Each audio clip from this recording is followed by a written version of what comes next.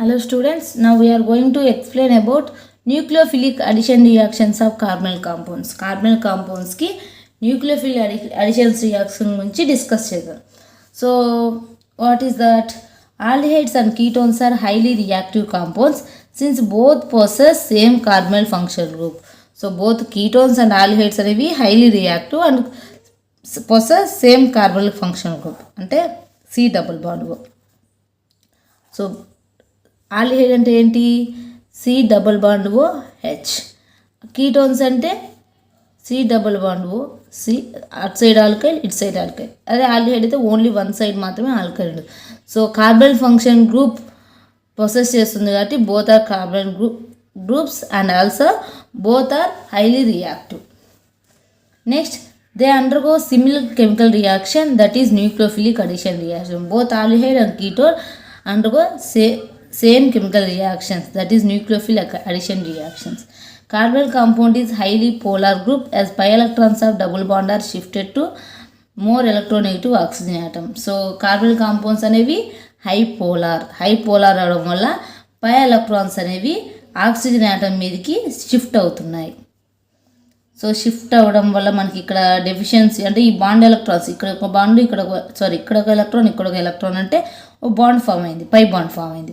ఈ pi electrons అనేవి oxygen atom మీదకి pi electrons of double bond are shifted to more electronegative atom of oxygen.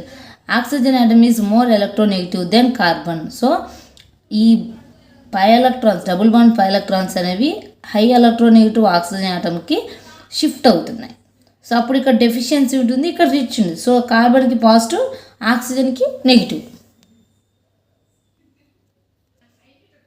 Thus, the carbonyl group has two active centers which can be easily attacked. So ఇట్లా bond electrons అనేవి oxygen ముందుకు వెళ్ళిపోవడం వల్ల two active centres అనేవి form అవుతున్నాయి. So these are easily attacked.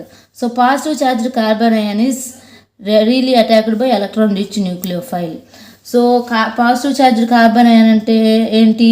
C plus. So ఇక్కడ positive charge ఉందండి. Positive charge ఉందంటే మనకి డెఫిషియన్సీ ఉందని అర్థం.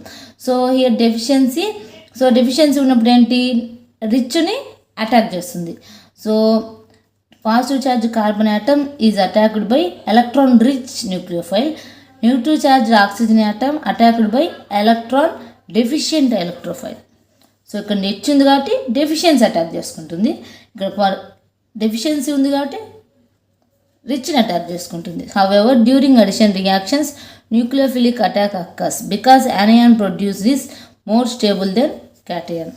సో అడిషన్స్ రియాక్షన్స్లో న్యూక్లియోఫిలిక్ అటాక్ అనేది జరుగుతుంది, ఎందుకంటే anion produce is more stable then cation.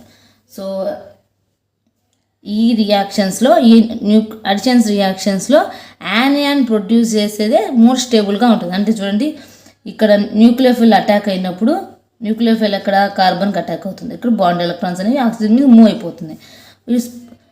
So ఇలా న్యూక్లియోఫైల్ ఫామ్ అవడం అని స్టేబుల్ ప్రొడక్ట్గా అంటడం. So it is attacked by proton and forms alcohol. So additions రియాక్షన్స్లో న్యూక్లియోఫైల్ అనేది ఫామ్ అవ్వడానికి మోర్ స్టేబుల్ అంటున్నాం.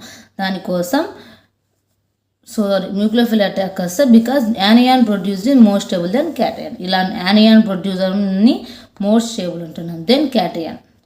So in the first step planar sp2 hybrids carbon atom changes to sp3 tetrahedral alkoxide intermediate is a product. So ఇక్కడ ఇదేంటి? Planar and sp2. So planar sp2. So ఈ nucleophile attack అవ్వడం వల్ల మనకి ఇక్కడ sp3 ఆల్కహాక్సైడ్ అనేది form అవుతుంది and tetrahedral. So this intermediate capture a proton from reaction medium to give neutral product. ఈ ఇంటర్మీడియట్ అనేది ప్రోటాన్ తీసేసుకొని న్యూట్రల్ ప్రొడక్ట్ అనేది ఫామ్ అవుతుంది. If nucleophile is weak the reaction requires acid catalyst. ఒకవేళ ఈ nucleophile weak nucleophile అయితే acid catalyst అనేది అవసరం. So this is nucleophilic addition reactions of carbonyl compounds.